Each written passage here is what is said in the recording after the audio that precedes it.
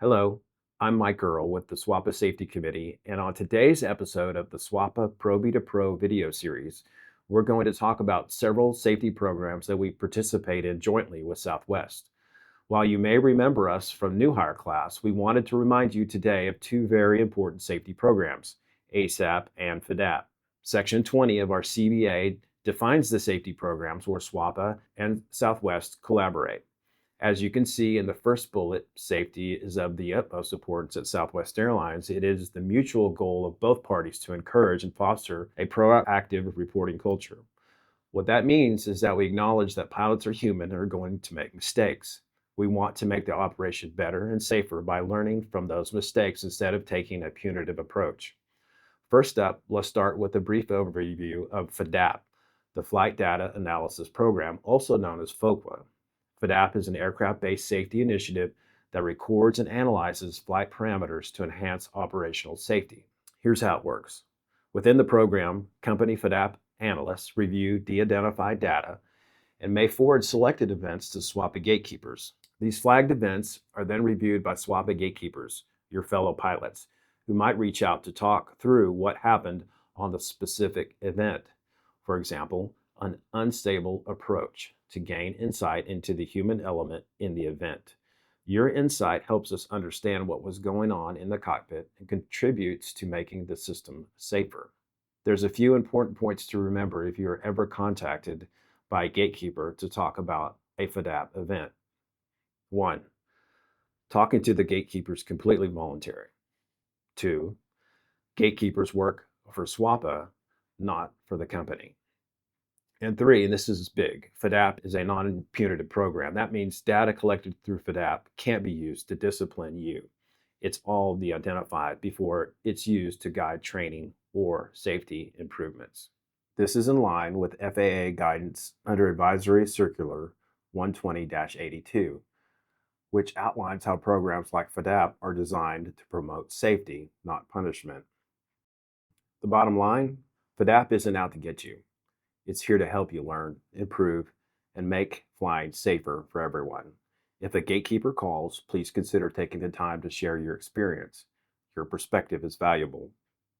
Now let's take a minute to talk about Aviation Safety Action Program, better known as ASAP, and how it works to improve flight safety, just like FDAP. While FDAP relies on data automatically recorded by the aircraft, the ASAP is pilot-driven. That means you, the pilot, takes the initiative to file a report when something happens. ASAP is covered under Advisory Circular 120-66 Charlie. You can submit an ASAP report for a few reasons. One is a deviation from your clearance, whether ATC notifies you or not. The second is for an aircraft emergency event.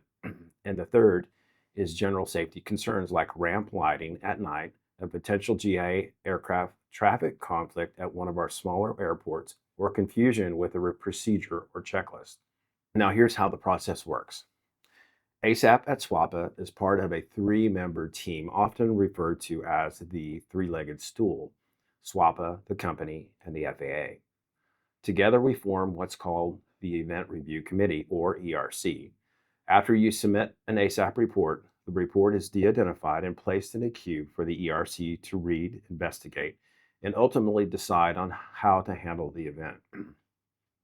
Most events are pretty common, like an altitude bust or turning down the wrong taxiway, and are closed out by the ERC pretty quickly. Occasionally, on more serious or high-profile events, the ERC may contact you if they need more information. These events may take more time to investigate and collect information. If you're ever contacted to speak with the ERC, know this. The goal is safety, not discipline. Anything you say to the ERC is protected in ASAP, and you won't be disciplined for it. ASAP does provide corrective action, though. Perhaps if there is a training gap and a pilot could use some extra help, all off the books. It doesn't go in your training record or personnel files. The questions asked are based on the type of event is being discussed, but usually it's the what happened and not so much about the who you are. We want to know if there are policies and procedures that need to be changed, or if one or both of the pilots need corrective action or help. That brings us to an important point: sole source versus non-sole source reports.